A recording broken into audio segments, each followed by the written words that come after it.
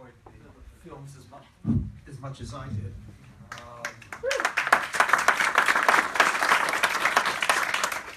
And I still enjoyed it, even though this is perhaps the third or fourth time at least that I've seen it. But it also gave me much more food for thought as I was listening to it and watching it.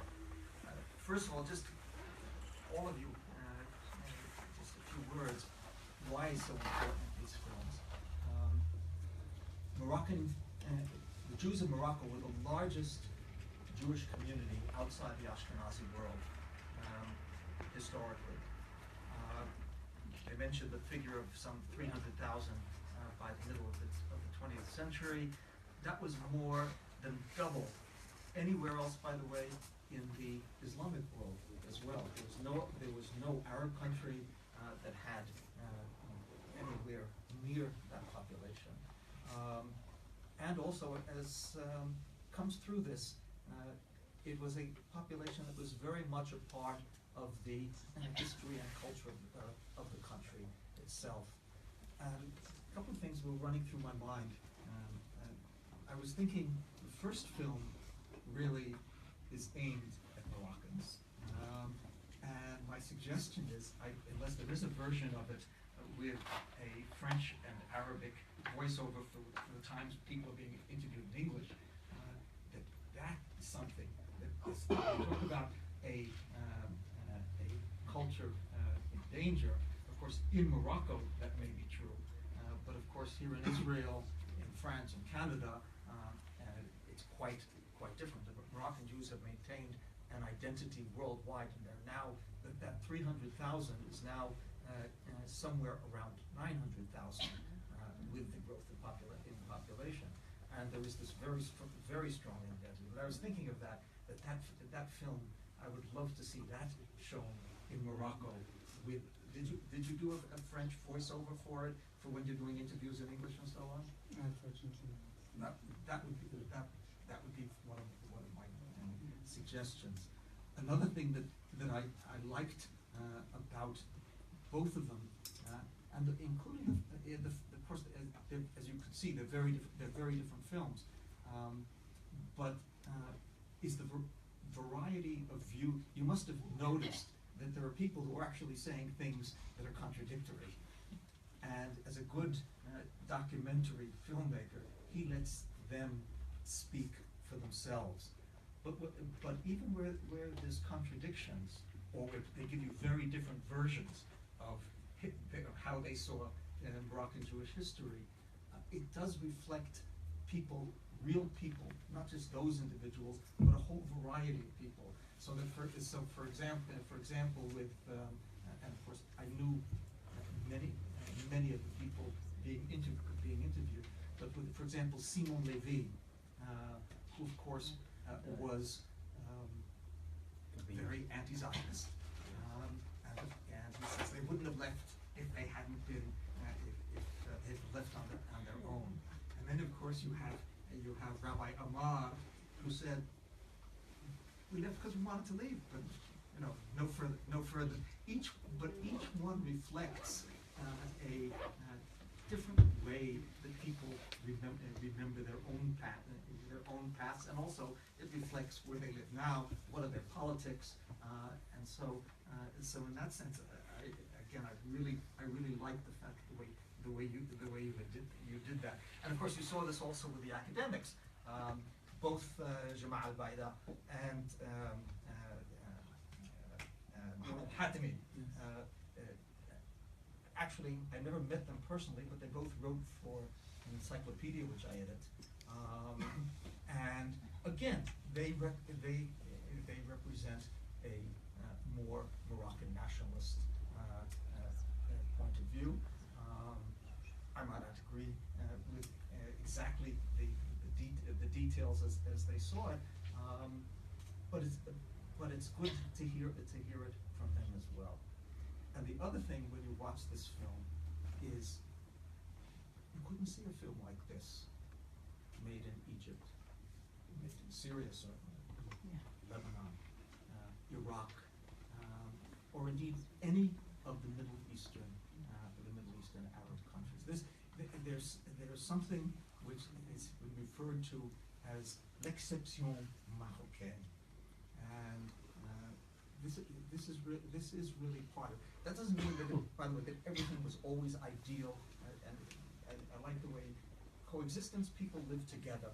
They live together, and sometimes there are good times, but there are also not so good times. But it's the realism of that, and the fact that you yourself as a filmmaker don't interject judgments, which again I find for me really was so important. And one other thing you will find, and of course I know this in part thanks to my colleague, the wife, who specializes in film and having read her work and so on. But you'll see this whole movement of remembering the Jewish past it's a wider Maghrebi phenomenon, not just Moroccan, but Moroccan perhaps best. But it goes back already. You can see it in Tunisia. In the 1990s, you have regular feature filmmakers who, like Farid Bourdia and so on, who did this very, very popular film called, in Arabic, Halq al-Wad, in Ité à la Goulette, Summer à la Goulette. And it was the first time that someone made a film remembering the Jews when they still were there, and you could feel. And at the time he made it, it was actually at the film festivals there. It was quite controversial that he should make a film like this that had this positive, nostalgic view of the past. And meanwhile, he just did another one, Village Jasmin. And you have other of these filmmakers who did this as well. And of course, you made use of the film Les Mères, which was a Moroccan feature film doing it. And there've been others, and there's been others as well. And one of the things, of course, that comes out, you have these wonderful scenes from the museum. You know that the only Jewish museum in the Arab world is in Morocco. There's only one other in the Muslim world, and that is in Istanbul, Turkey, which was done in 1992 for the 500th anniversary of the expulsion from Spain. And I just learned that there's one now planned for Essaouira, for Mogador, in Morocco as well. So again, this is all part of this l'exception marocaine. And I wanted to ask, how do you, as a Moroccan, as a filmmaker, as someone who's well aware of all of this, how do you explain this exception? The exception. Well, first of all, before talking about the exception, I would love to thank the American Center, namely Bill, Tom, and especially Linda, who's been working on this to make this possible. I'm very honored actually to be sitting right here next to you, distinguished scholar that I've been reading your articles, and just 2 weeks ago I was like, oh wow, I cannot wait to meet him. But now here I am, I have the opportunity actually to sit next to you, so that means a lot to me. I'd like also to thank everyone who's here, who made it in the cold weather, and to be with us, to watch, and to bear with us also maybe the bad quality or the technical problems of the film. I'm sorry about that, because actually it was part of a university project, which means like very, very low budget. But there was passion behind it. I was working with a team of people who were like really passionate. We wanted really to transmit like this exception marocaine, which will bring me now to talk about the Moroccan exception. It's true that this could have only been done in Morocco, to my knowledge, because it's one of the few countries in the Arab and maybe Muslim world where there is still a Jewish community, where there is still I don't like to say small, because small is just really number, but it's very big, it's very vibrant, it's very active and dynamic in terms of activities, in terms of, you know, their dedication to Morocco, to Moroccan Judaism, how many of them are like ambassadors to this component of the Moroccan culture that we're so proud of.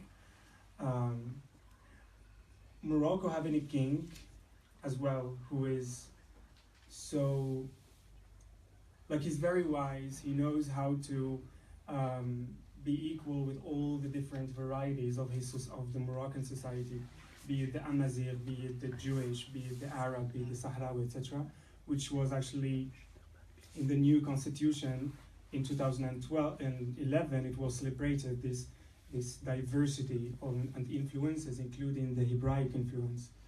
So having a constitution like that, and having a king who last December, there was a synagogue that was restored and renovated in Casablanca, in the Jewish quarter of Casablanca, and the king himself, who was actually in charge of financially renovating it, he himself went to the synagogue to inaugurate it. And for me, as a Moroccan, it was so meaningful to see a Moroccan Muslim Arab king who's the descendant of the Prophet, and his title in Morocco is as well the commander of the faithful, in a synagogue receiving blessings from the rabbi. You know, just like stuff, you know, it's like in all what is happening in this world, there you go, you have a king, Muslim, who's doing this. So what will he leave to the rest of the people? So he's the example. And actually another example is that last month in January, he went also the Jewish quarter of Marrakech. Maybe you've heard about it. It was also in the Times of Israel, and I think on Haaretz, that it was renovated as well. And thanks to the call of the president of the Jewish community of Marrakech, Jackie Kadosh, who asked him to restore the original names of the Mellah, the Jewish quarter, which have been changed when the Jews left. And that was done. Like now you go to Marrakech and you find street of Yeshua Korkos, street of Talmud Torah. Now again, I don't know where can that be found. To be honest, I'm not well versed in other Maghrebian, or I've never been like even, you know, to Tunisia, Algeria, so I can just talk about Morocco, having lived in Morocco, from my own experience in Morocco. I cannot just say it, I cannot compare it to other countries, but I don't know where that can be done in this world today. So that is probably the Moroccan exception. The Moroccan exception also, this, it's part of the culture, this sharing, the idea of like sharing, the idea, you know that Lala Yemna, which I love, she's my favorite character actually in all the films, you know, with her litam. I'll tell you a little anecdote. So for me, like out of respect, I was like, no, you cannot leave it if you want, because this will be screened in places where people will see you. She said, no, I don't mind. You know, this is for me traditional. I mean, I can show my face. Are you following with me? Like the woman who was with the, we call it in Morocco, litam. It's not niqab, you see, it's not like covering her face, you know. That's actually the traditional way of wearing it in Morocco. Yeah, so for her, she focused a lot on the idea of food. If you notice, like she was like, we would eat together, but they would bring their own food. But just this idea of like sitting and eating together, I think, and in Morocco it means a lot, food and music, and so that's why it was also focused on limuna and dancing and friendship and neighbors and neighborhood. Yes, so I think, I mean, I can give so many examples, but I think I'll leave it here for now, why I feel that Morocco is an exception. By the way, you were apologizing for the quality. Actually, this is the first time I've really seen it on a big screen. And when you were interviewing Vanessa Paloma, I suddenly said to my wife, my goodness, that's my first book. Which I think, as having seen it 3 or 4 times before, I never noticed it. So it tickled me. I think we're live, right? Can we just greet like all the people who might be watching us like on Facebook, including Vanessa, Paloma, Yona Abeddour, all the people actually who were on the greetings from Jerusalem. Well, this is supposed to be a discussion, so if our hosts don't mind, I see there are already questions. Can we throw it open? Sure, please. I mean, it was a very nice production, but didn't we have the big elephant in the room that wasn't talking about? When Jews all thrown out of the Arab countries because for their own survival, so they didn't go third? I have a friend wanted to take me to Morocco this year. He said, "Go to Morocco? Are you kidding? I don't want to get killed going to Morocco." I mean, isn't that the big elephant in the room that maybe Morocco didn't come out to be so bad, but at the time everybody left because they were afraid of their lives. One of the well, I'll let Yona said, of course, as someone who's Norman, I can't have no problem with people with double first names. Obviously, everybody in this film first of all, wanted to put the best face forward and the best modern face forward, because remember, that was actually something very, very good that Vanessa said. She said there is no one time, one cult.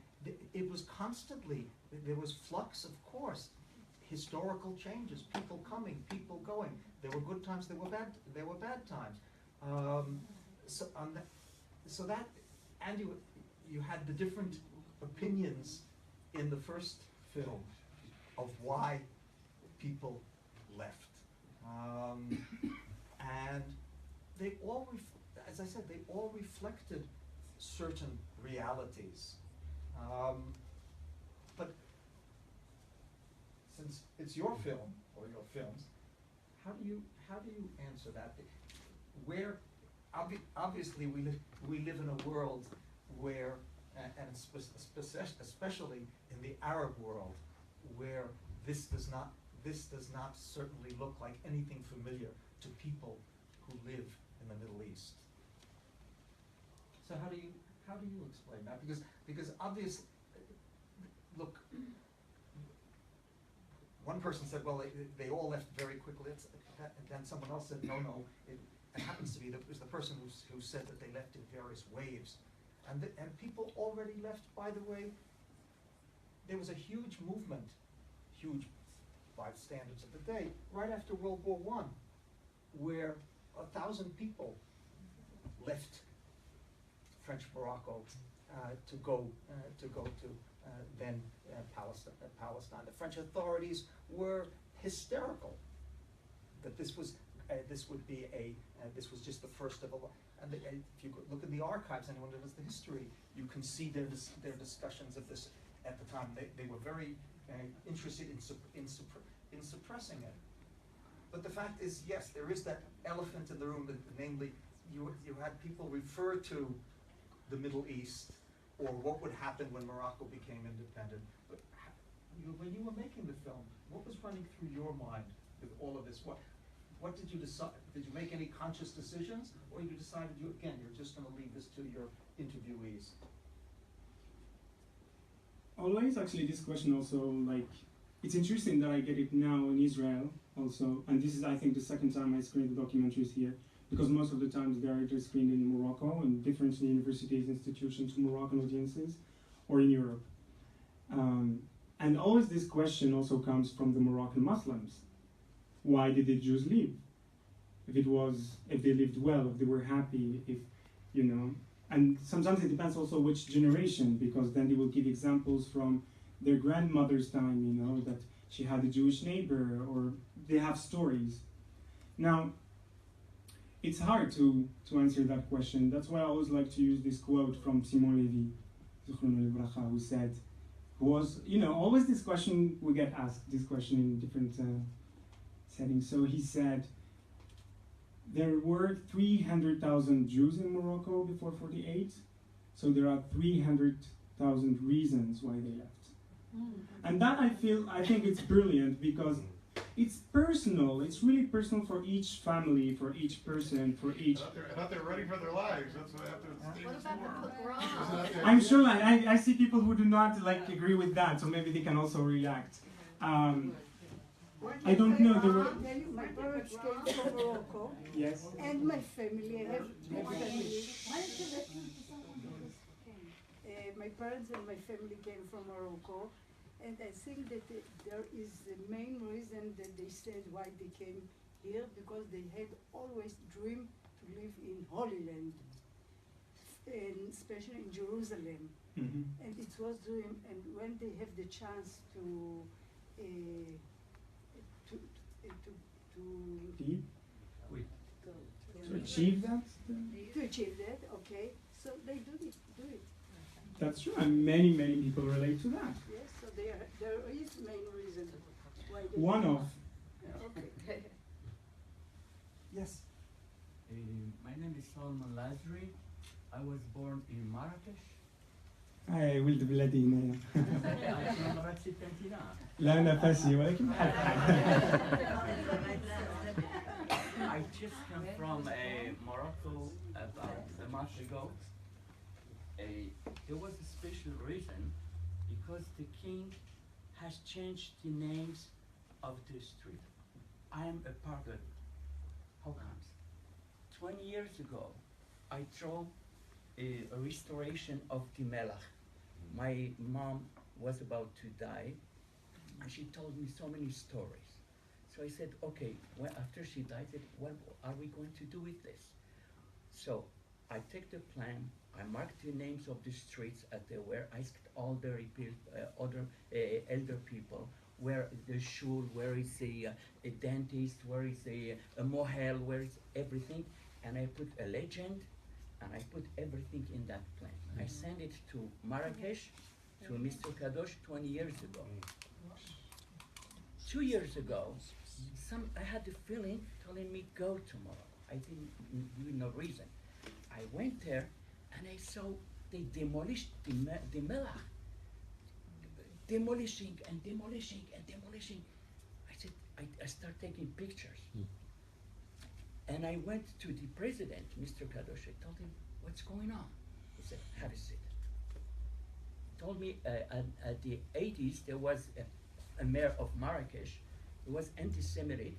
He changed all the names and even the Melach to High Salam. Salam. And there is, I said, why? No one could talk. But now, I said, what's going on now? He started with the names, and now they erased the all 2,000 years of history, Jewish history. No.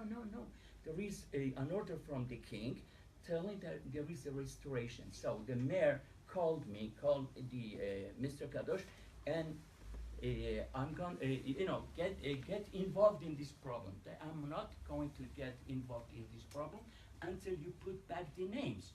So what names? He said, there were names. Rikorkos, Rabbi Abraham Aktan, Rabbi Akub, Rabbi Abraham Azulai, Rabbi, names. He said, we have no documentary on this. He said, no problem. You open to my drawing. I'm telling him, here this and this and this. I was shocked. He said, we don't have this document. He said, we have it. Then he told him, we cannot put back all the streets, but I can give you a chance for 7 streets, where there are rabbis and so on. So they marked it with a yellow thing, and they're still working on. Sadly now, when the king was there, Mr. Kadosh told him, what's going on? How come will be for tourists? You're trying to restore the Jewish story, but there is no names. What's going on? He said, there'll be the names. And I missed the king for one day because I lost my luggage and I couldn't have him. So, but that's the story. I have the map, I have everything, and I'm making a documentary on this area.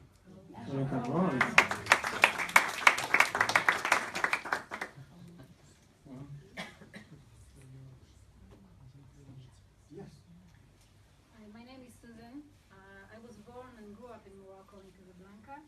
I made my idea in '84. I can give you one of the reasons why the Jews left Morocco. At least they spoke about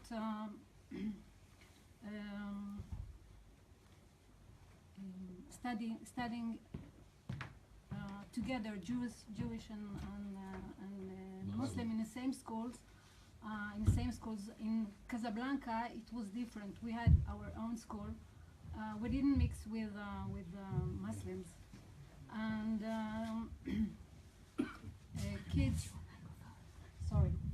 kids when reached the age of 18 didn't go to the university in Morocco. They had to leave either to France, Canada, or Israel. And when these kids left and finished their studies, most of them didn't go back to Morocco. They stayed wherever they pursued their studies. And it was kid by kid, first, second, kid, third, fourth. Then the parents were left alone, and most of the time also the parents followed the children and went to the same country. This is one of the reasons why. And that's by the way, that's a phenomenon that was widespread all the way up, actually, to almost the very end. Not long ago, the official Jewish population of Morocco, they mentioned 3,000 or 2,500. The official was 5,000, but that was counting all of the young people who were studying abroad, none of whom, for all intents and purposes, my own family in Morocco, I have a sister-in-law there who is a physician, and now has one daughter in Montevideo, one in Paris, and one in Ra'anana here in Israel. And because actually they were, I don't know if you've heard it, but as you know, Arabic is a very juicy language for insults and curses and so on. Much better than Hebrew, but certainly like Yiddish and many other languages which are good for it. And one which I had never heard, but I was told that one can hear now, is when two Moroccans get angry at one another. One of them is, that God should give you the scattering of the Jews, knowing that so many Moroccan Jews are now all over the world. But yes, actually that was a good thing. Simon Levy's, that was a good answer. That 300,000. I would make it a smaller number, but still in all, people did leave. Look, there were incidents right after the. First of all, there were the people who went for genuine national religious reasons. And just remember, the cities of Haifa and elsewhere were actually repopulated in the 19th century, mainly by North African Jews who had come here. There was a movement already in the 19th century of North, small by comparison, but nevertheless for those sorts of reasons. But then 48, you had the first wave, which was very much a Zionist wave. Then 56, of course, with the eve of independence, people were afraid, definitely. And that's when you had a very large wave, 70-some odd thousand left at that just before independence. And then, 2 years after Morocco became independent, it joined the Arab Coastal Union. People could no longer correspond with families in Israel. So again, that raised fears. But then you had Muhammad V Hassan II, who changes the policy. They can have the passports. This is back in the early 60s. And again, you have a wave. 67, another big wave. And then, of course, I first started working in Morocco in 71, I think before you were born. And there were still 25,000 Jews there. But after 73, that number dropped down to 10,000. And of course, it has been slipping away ever since. I would have liked to see a little bit of how Jews in Morocco culturally influenced or were part of the Moroccan population, such as Joe Omar. There were a couple of poets, because we have a street right here in Talpiot. The name of the poet, it just skips my mind at the moment. But I would have liked to see, besides the Mamouna celebration, which was one cultural thing, a little bit more of Jews having influence in Morocco, or the other way around. But Read Professor Stone's books. okay. But here, Your next move, ask a your real next ask a real Moroccan. The next move. In what ways do you feel the Jewish part of Moroccan culture in Morocco? Like the influence, or? Yes. I would say it's in so many ways. I mean, from the simplistic things, which are not simple, which are so meaningful, that is food and music, to great things, that is, what could be like, I don't know, like if I give you examples from Fas and the Hachamim who were there, who enriched the Hebrew language, that actually the Hebrew grammar was done, like, is that correct? It was like completed in Fas or something? Then with Rambam there and all these like great scholars who contributed a lot to academia as well. And it's something actually that you can feel. Just going to a Moroccan wedding, you will get all these songs that people they know that they were of Samuel Hilali or Samuel Maghribi or Raymond, who is now Abu Kassis, but in Morocco she was Raymond de Bidawiya. But just like in so many different ways, actually. And now I just want to add some things, because I mentioned earlier the Constitution. The previous Constitution mentioned that the first article said that Morocco is a Muslim country with a Jewish minority. Now I felt like that was not enough just to mention it as a footnote, and there is a Jewish minority. While the Constitution today, it acknowledges the Hebraic influence. I think this is more relevant, it's more accurate to say the Hebraic influence other than just like mentioning it as a footnote. So yes, there you have in clothes, in so many different ways, even in architecture, even in... And by the way, that's not a small matter of food and music. They're about as basic cultural as you can get. And Jews were very important in the musical life of Morocco, both as musicians, performers, singers, but also as poets. And of course, mentioning Samuel Maghribi and David Bouzaglu. That's the name. There's a street in Talpiot. Yes, I mean their music.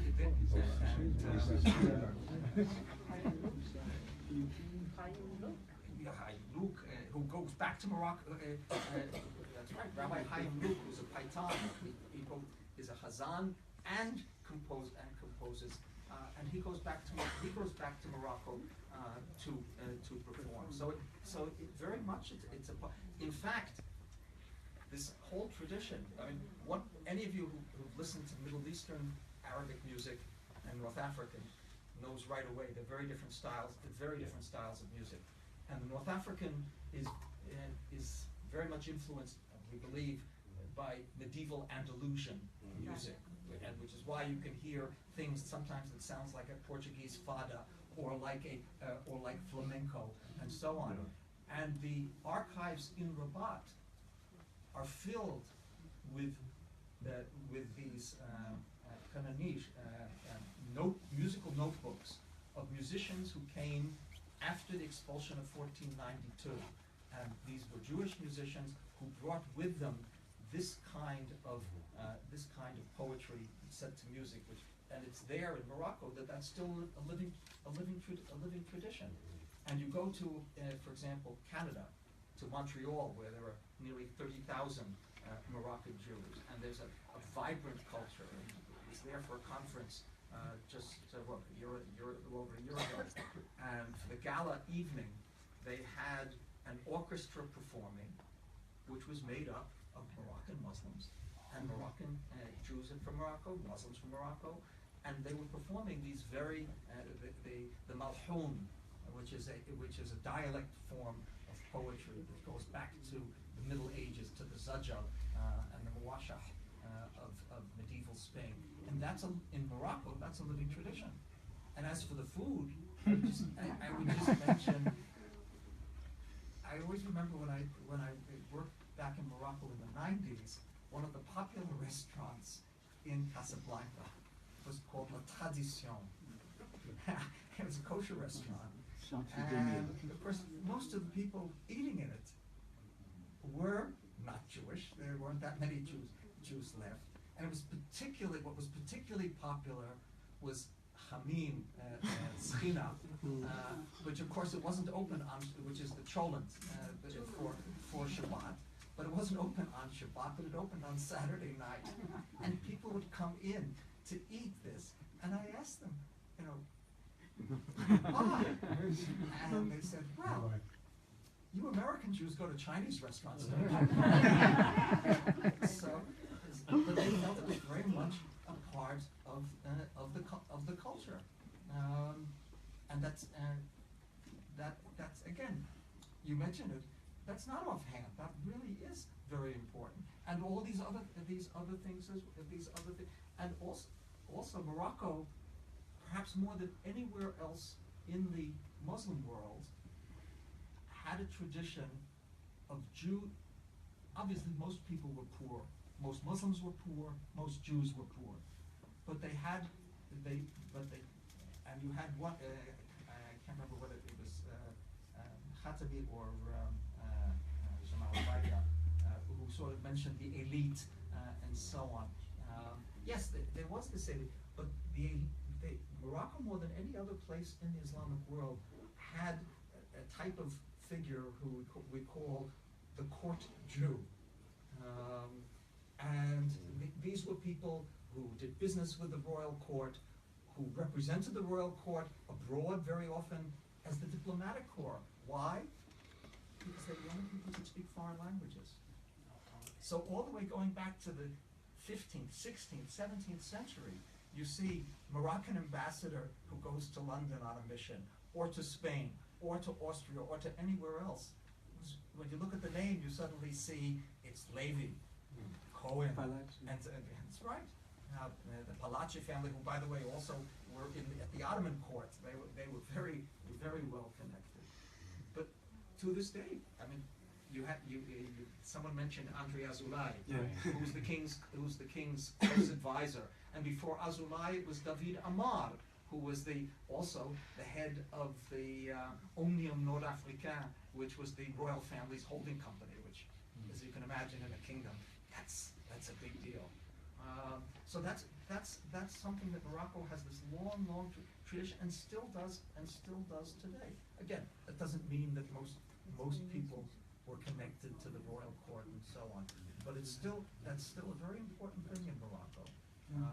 And again, that makes it totally different. That it has no other country in the Arab world, including Tunisia, has anything like that. That is also the Moroccan exception. Yes. I also wanted to know, I heard something in the film where they said that there were a lot of Jews that were jewelers and that they learned a lot from them. Was there a lot of other crafts people and artisans that were Jews that they learned from? Were they involved with that? To my knowledge, yes. Also like clothes making. That's right. Yeah. Yes. Sqalli, the gold thread that was used for that was a Jewish industry. Yeah. I figured as much. We just got back, a few of us.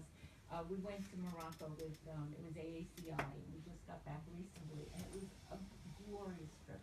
And we had security beyond belief. I mean, this king really wants to make sure that he has tourism. Every time we turned around, we had security. And one of the things that most of us found was that people were sweet. They were, they would, I live in Israel, I live in Yerushalayim, and they're not always so sweet. I mean, here there was they were, you know, at the shuk, they would say, you come, you see what we have, and people would say, well, maybe later. Yes, you come later, good. You know, it was just so nice. They were much smilier. They would take, it was as if somebody took care of them and really cared about them. And I think that the king is a wonderful monarch. So we were not afraid. We had a wonderful time. I just want to share. I'm glad you're saying that, because if I say it, I'm subjective. You know?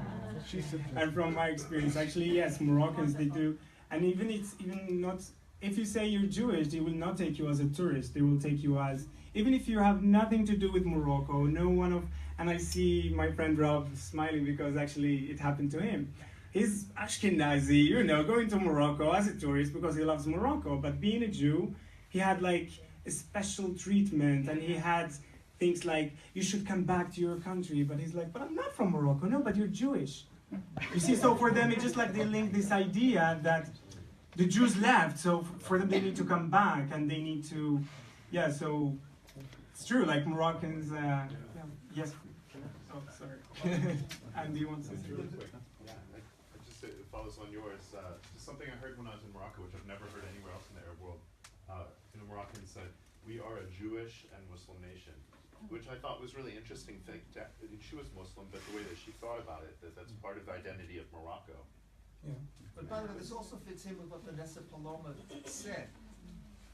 When I started working in Morocco in 1971, that was not the way it was at all. Things have changed there a great deal. Part of it is due to definitely to government policy. When I used to work in Morocco, because I had a national defense grant through grad school, so would get called in sometimes to the. I was in Morocco during the first attempt to kill the king at Schiratz, and then the following year I was there, and just before there was the General Oufkir, who had been the hero the year before, now tried to kill the king this time around. And I remember being called into the embassy. They would do this with visiting academics, as you know, and well, what do you think? And at the time, the question was, we've been given to understand Morocco is a sinking ship, and this was the year following the attempt on the king's life at Schirat. So my response was, and of course I'm not a talking head. I'm a historian. I have enough trouble understanding the past. I don't predict the future.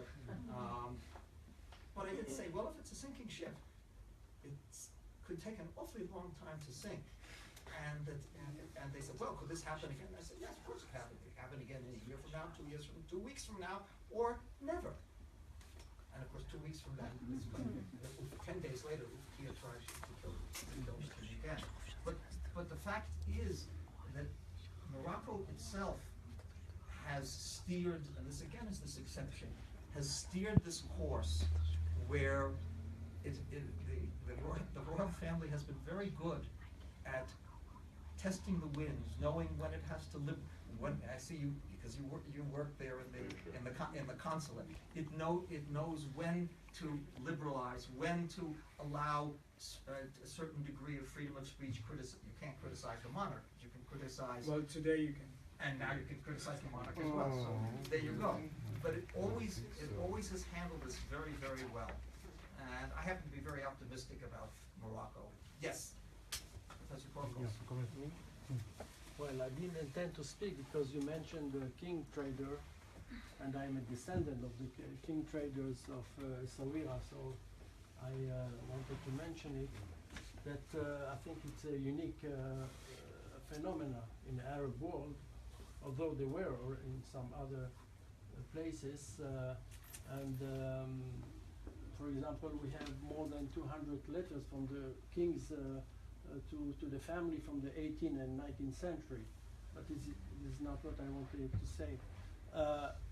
This is a vast tema, the Jewish of Morocco. Thank you for doing this film, although I have some restriction about it, and it's very difficult to make a film like this. It is a vast theme, and it is very important what people you pick up, you know, because so many things can be said about the Moroccan Jewry, and it's very much more complex than what you have presented here.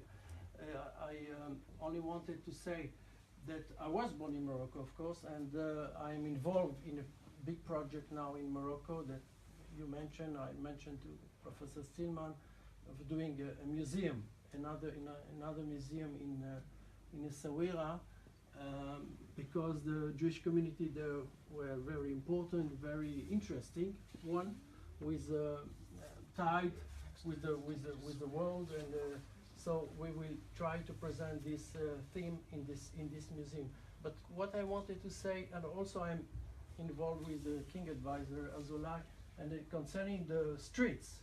Also, he asked me now to make a list of the street, of some street that were Jewish names in Essaouira. They might put again some. There were not many, maybe 6 or 5 streets, but he will try to put again the names of the street, the Jewish street in Essaouira too. Wow, we have the scoop now. We have the Yeah, scoop. yeah, this is. I've been asked in Fez as well to do.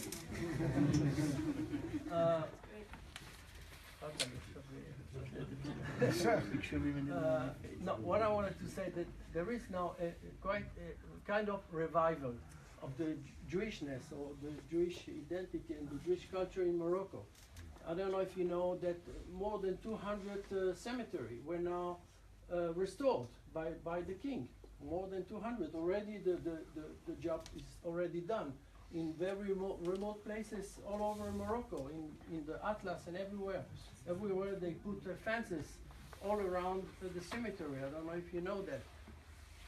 And so it is very interesting what is going on now in Morocco, 50 years too later, that and your film is, I think, will bring something, your film and the film like Kamal Ashkar who did the film, and Skira who did another film. I think more and more film will come in the future, and so the Moroccan people who are interested and the youngs who are interested will know more and more about the identity, the Jewish identity. They consider the Jewish identity as a part of the Moroccan culture and the Moroccan history. Thank you. My colleague, Professor Madi Weissman, Yes, no, who there were, of course is a specialist on Morocco, contemporary Morocco. yeah, and television. there were a couple of points mentioned briefly in the film, Noam, that I would like you to comment on if possible. One is to do with origins, and briefly mentioned the sort of the accepted story. The Jews came with the Phoenicians, etc., etc., and then a big wave of people came with the Arab conquest. That's the first time I've ever heard that. I want to, first question is, as a historian, where can you move into history? What do we know from when? When can we start saying that there's an organized Jewish community in Morocco? The stories of Quds al-Saghir in Ifran in the anti-Atlas, they brought the foundations of the temple, like in the synagogue in Tunisia as well. I mean, these are, as a historian, when do you start speaking about organized Jewish community? That's question number one. And question number two is this reference, very brief, to Fasis, who were Jews and who converted to Muslims, and this was an article in Zaman, as you saw in the film. Well, this can you, either one of you, comment on this? This has to be somewhat charged, a charged notion. It has to have some implications both for Muslims, Fasis, and for Jews. And I wonder, what kinds of meanings there are to this sort of accepted notion that Fasis are Jews. In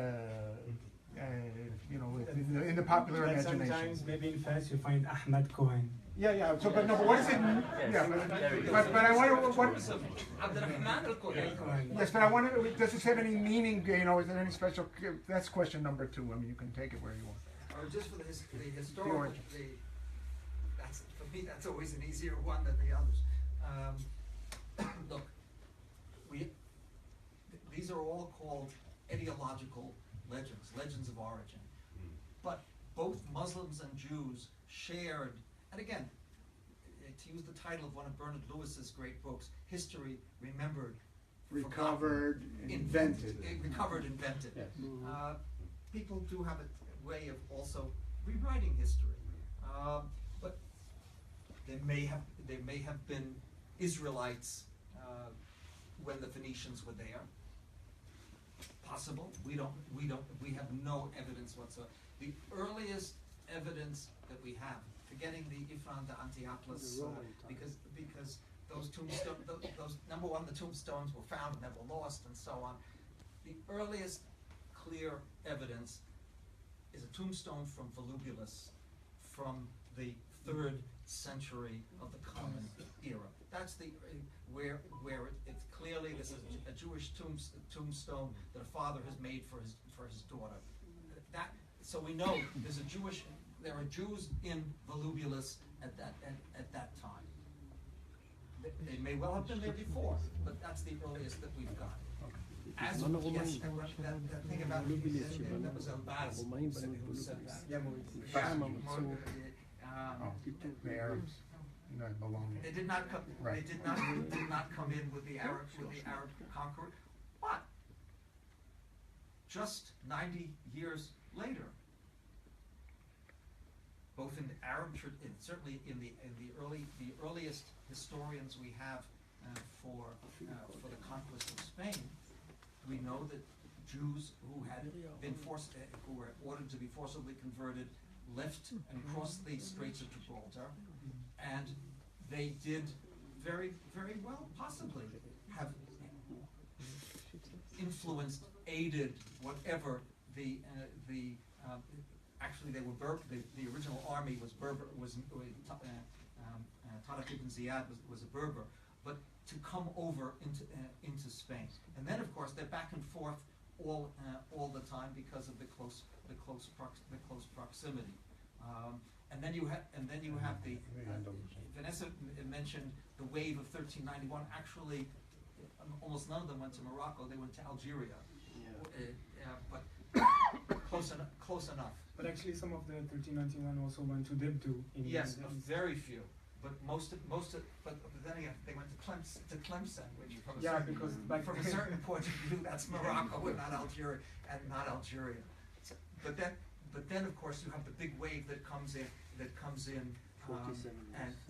the Spanish speakers, and of course Moroccan Arabic is filled. Although I noticed in recent years certain words which were common are not people are not. Do you say Garful or Forchetta? Forchetta. He says Forchetta.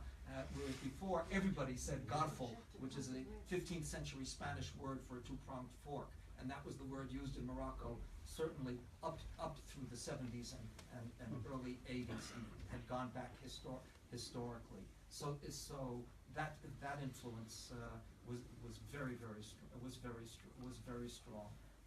But the Farsi, the business about the Farsi, they're calling them the Muhajirun.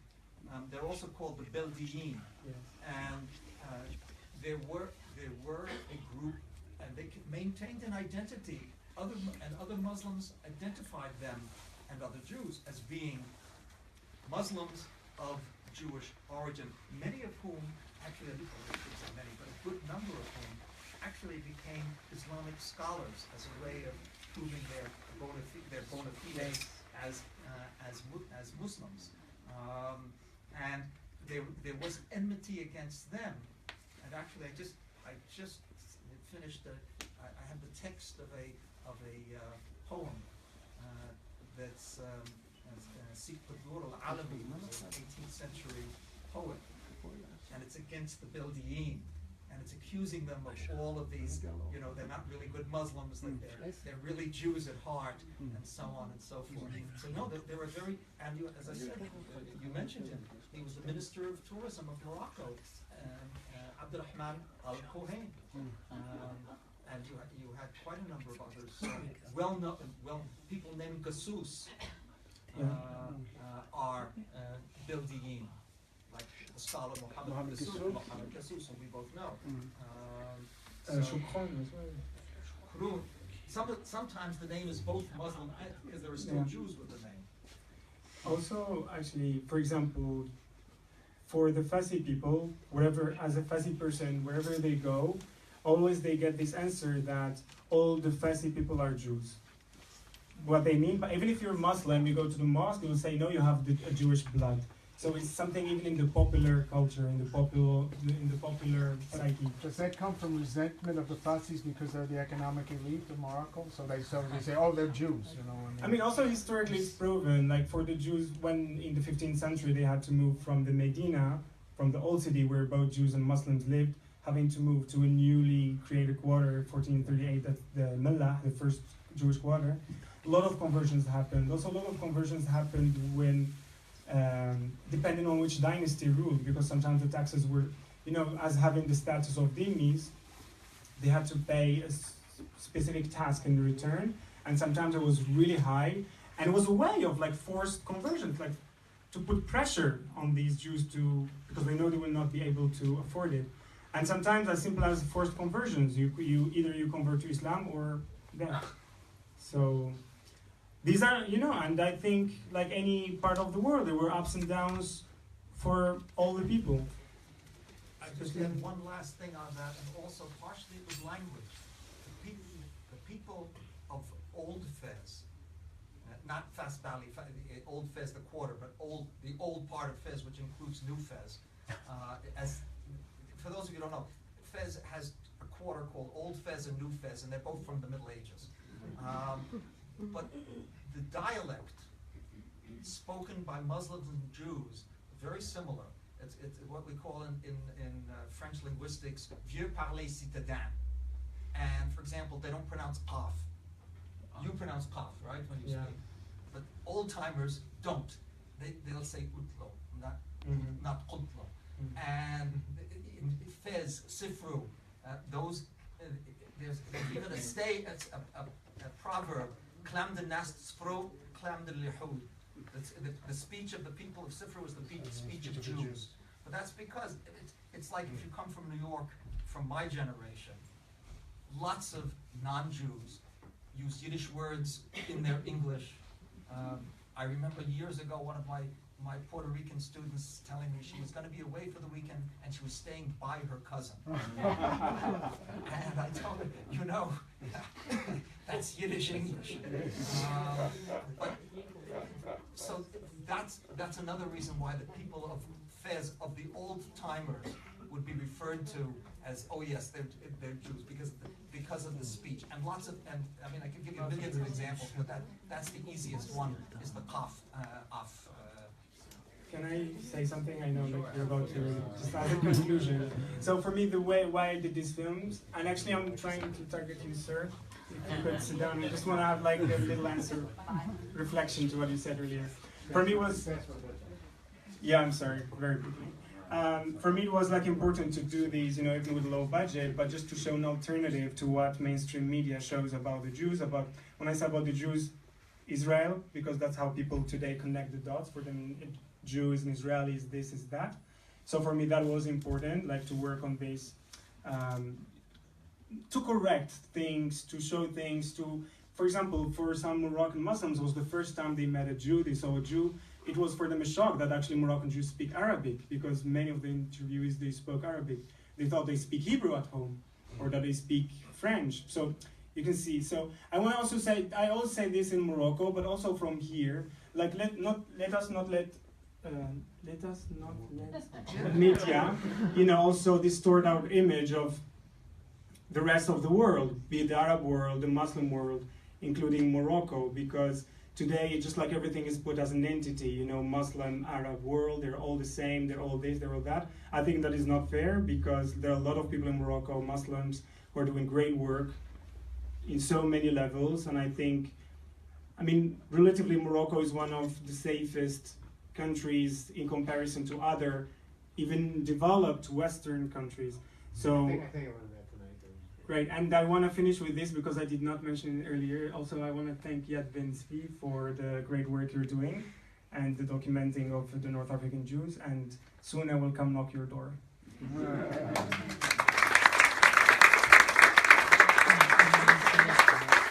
But there were other movies, not necessarily about